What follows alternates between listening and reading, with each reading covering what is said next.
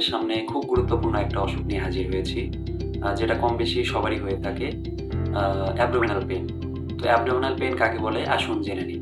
Abdominal pain বা পেট ব্যথা এমন এক ধরনের ব্যথা যা পাঁজরের নিচ থেকে পেলভিস পর্যন্ত অনুভূত হতে পারে এবং এর তীব্রতা ব্যাপক আকারে ধারণ করতে পারে বা হালকা আকারেও থাকতে পারে। এটি সাধারণত পেট, অন্ত্র বা উদরের অঙ্গের সমস্যার কারণে হয়ে থাকে, তবে এটি অনেকগুলা রোগের লক্ষণ হিসেবেও হতে পারে। আমরা সাধারণত অ্যাবডোমেনকে 9টা রিজিয়নে ভাগ করে থাকি এবং এই 9টা রিজিয়নের যে কোনো জায়গায় সমস্যা হইলে আমরা সাধারণত সেই রিজিয়নে কি কি অর্গান আছে এটার উপর নির্ভর করে আমরা রোগ ডায়াগনোসিস করে থাকি। তো আসুন আমরা অ্যাবডোমিনাল রিজিয়ন সম্পর্কে একটু ধারণা নিই। তো অ্যাবডোমিনাল রিজিয়নকে আমরা উপরের অংশকে বলছি আপার রিজিয়ন, মাঝখানের অংশকে বলছি মিডল রিজিয়ন এবং নিচের অংশকে বলছি লোয়ার রিজিয়ন।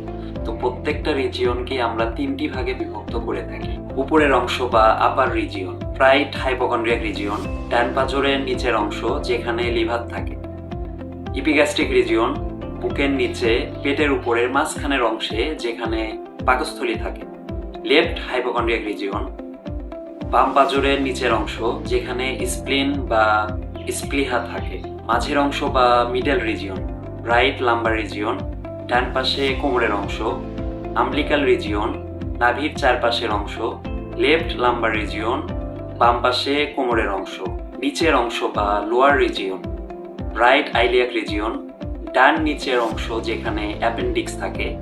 হাইপোগ্যাস্ট্রিক রিজিয়ন, নাভির নিচের অংশ যেখানে মূত্রাশয় থাকে। লেফট আইলিয়াক রিজিয়ন, বাম নিচের অংশ।